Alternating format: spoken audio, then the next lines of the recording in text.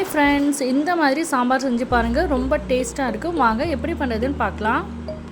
கடாய் எடுத்துக்கோங்க. அதில் 2 ஸ்பூன் அளவுக்கு எண்ணெய் ஊற்றிட்டு எண்ணெய் நல்லா சூடானதுக்கப்புறமா அரை ஸ்பூன் அளவுக்கு சீரகம், அரை ஸ்பூன் அளவுக்கு வெந்தயம், 2 நல்லா புரிஞ்சதுக்கப்புறமா 3 பச்சை மிளகாய், கொஞ்சோண்டு கருவேப்பிலை. இது நல்லா புரிஞ்சதுக்கப்புறமா கொஞ்சம் ஒரு 10 சின்ன வெங்காயத்தை உரிச்சு வச்சுருக்கேன். அதை சேர்த்துட்டு நல்லா வதக்கிக்கோங்க.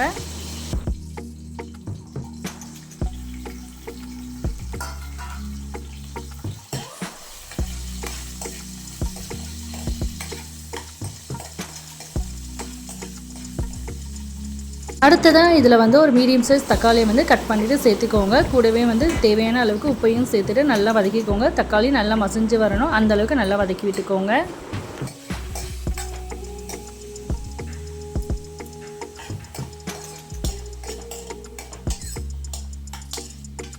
தக்காளி நல்லா வதங்கிடுச்சு. இப்போ இதில் 2 முருங்கைக்காய், 2 கேரட்டை கட் பண்ணி வச்சுருக்கேன். இதையும் சேர்த்து நல்லா வதக்கி விட்டுக்கலாம்.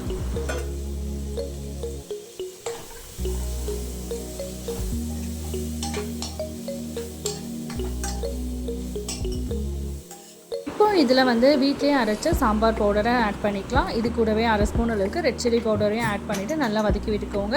அடுத்ததாக இதை நல்லா மிக்ஸ் பண்ணி விட்டதுக்கப்புறமா ஒரு செம்பளவுக்கு தண்ணி ஊற்றிட்டு ஃபஸ்ட்டு காயினா நல்லா வேக வச்சுருங்க.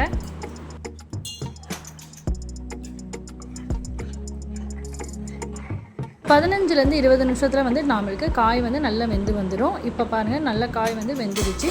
இப்போ இதில் நான் 1 டம்ளர் அளவுக்கு பருப்பை வேக வச்சு மசிச்சு வச்சுருக்கேன். இதில் நம்ம சேர்த்துக்கலாம். எப்போயுமே பருப்பை வேக வைக்கும்போது அரை ஸ்பூன் சீரகம், அரை ஸ்பூன் வெந்தயம், 4-5 மிளகு, அரை ஸ்பூன் மஞ்சத்தூள், கொஞ்சோண்டு நெய் சேர்த்து வேக வச்சு பாருங்கள். டேஸ்ட்டு சூப்பராக இருக்கும். இப்போ நம்ம 1 கப் அளவுக்கு பருப்பை நான் வேக வச்சு எடுத்து ஊற்றிட்டேன். அது கூடவே அரை கப் அளவுக்கு புளித்தண்ணியை ஊற்றிட்டு நல்லா கொதிக்க வச்சிடலாம். ஒரு 10 நிமிஷம் கொதிச்சதுக்கப்புறமா கொஞ்சோண்டு மல்லித்தலையை தூவிட்டு அப்படியே 5 மினிட்ஸ் ஸ்லோ ஃப்ளேமில் வச்சுட்டு ஸ்டவ் ஆஃப் பண்ணிடுங்க. அவ்வளோதான் ஃப்ரெண்ட்ஸ், ரொம்ப சூப்பரான சாம்பார் ரெடி ஆயிடுச்சு.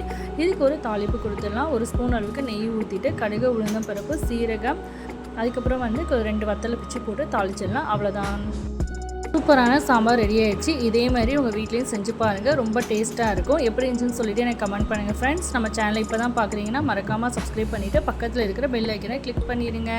தேங்க்யூ ஃப்ரெண்ட்ஸ், தேங்க்ஸ் ஃபார் வாட்சிங்.